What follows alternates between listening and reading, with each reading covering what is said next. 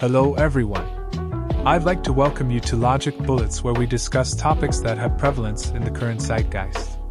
Today's topic is going to be quite the subject matter, so get comfortable, while we go over the faults and shortcomings of society in a more intelligent, yet simplified manner. Now, with that out of the way, let's get in on today's topic. Don't you just love to hear the conversation when today's modern women talk about their dream man? A man that can build them a house, fix a car, run electrical lines, fix the plumbing. A man who's a college graduate, business magnate, Fortune 500 CEO, a stock market guru, owns a yacht along with multiple homes across the globe. A vicious and cunning ruffian, but has a gentle heart. Loves kids, is great in bed, reads minds, is emotionally intelligent, tall, dark, and handsome. All of the sixes. All women want him, but he only has eyes for her. Is the envy of all men. Washes dishes, cooks, cleans, mows the lawn, changes diapers. Has all the time in the world for her whenever she wants him to show up, and is never tired after all of these excursions and adventures. All in the same day, I might add. And the list goes on and on. They love to prattle on about how they want a traditional man like their grandfathers, with the timeless phrase, "Where have all the good men gone?" To point out the obvious first, the man that they're describing doesn't exist in folklore, fairy tales, movies, any kind of fiction, and definitely not in reality. This is just a shortened version of the impossible list of standards that women make to describe their ideal man. A man that, again, doesn't exist in reality. I've come to realize that this list only exists because the modern woman is virtue signaling to make themselves seem morally sound to the uninitiated greenhorn. They've got these insane rules and mandates so that they don't seem to come off too easy. However, being seen as shallow is fine because she's a queen and deserves nothing less than the absolute best. But to those of us who know, we're aware that they're only saying these things for the acceptance and validation of the sisterhood. The other reason why they say these things is to ward off those would-be suitors that are actually decent men that aspire, struggle, and strive to be good-natured and productive members of society. Those men are usually not full of the arrogance that is often mistaken for confidence by the naive and ignorant. Secondly, to those of us who have been around the block more than once, we know that most of today's modern women make up these rules for the men they don't really want, but will extract resources from. However, they'll break their own rules for the man that makes her tingle inside, has the looks, says the right things, touches her in all the right places, and is the overall stereotype of what is the current culture's ideal of what every other woman is saying they want, commonly known as the bad boy, or more colloquially known as Chad, Tyrone, Brad, Pookie, and Ray Ray.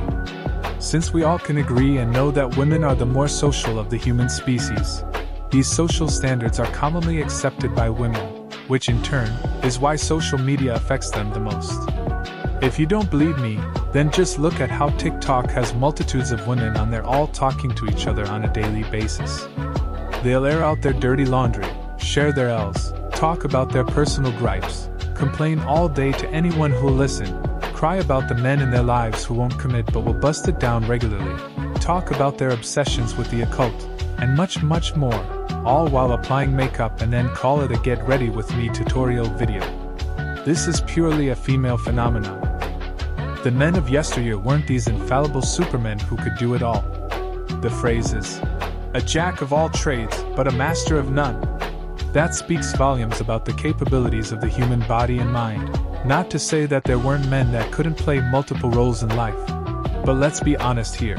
A man who worked construction was less likely to be in the upper echelon of society making business moves that would change the world.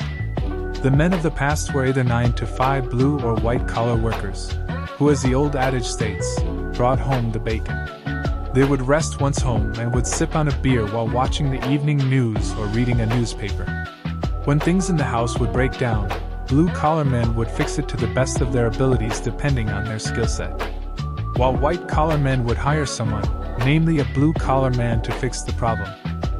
The one point that could end this conversation that I see all the men lacking in saying and don't ever address whenever they have these insufferable women in their presence on these podcasts is, those men that they speak of, like the men from their grandfather's time, wouldn't choose today's women, simply because today's modern women aren't what these men would look for in a wife.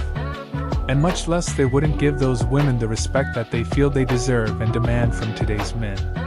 The other end of the conversation that these podcasters constantly fail to point out is, if these women want a traditional man that can accomplish any if not all of the tasks for a home, can you gut and skin a pig, remove chicken's feathers, and cook them afterwards? Do you know how to plant vegetables and when to harvest them? Can you tend the land? Can you mill flour in a stone mill? Can you identify which herbs are to treat which ailment? Can you make a tincture? Do you know how to sew with a needle and thread? Can you mend clothing? Can you wash clothes by hand and hang them up to dry on a clothesline? Do you know how to make the house that you're asking this man to build for you into a home? Most of these women today don't even want to be mothers, much less wives, so they're asking the men to do traditional things and banking on the men not knowing to ask these things in retort. Instead, because women inherently have the gift of gab, and these unwitting men always come with the most mundane arguments that do have validity, but fail to show the hypocrisy that these women espouse. Well, I'd like to thank all of you who made it to the end of the video, where I leave the shameless plugs for last. Of course, I'll do the basic YouTube stuff. Don't forget to like, comment, and if you really enjoyed my take on things, then subscribe down below so that you can get updates when I present new content.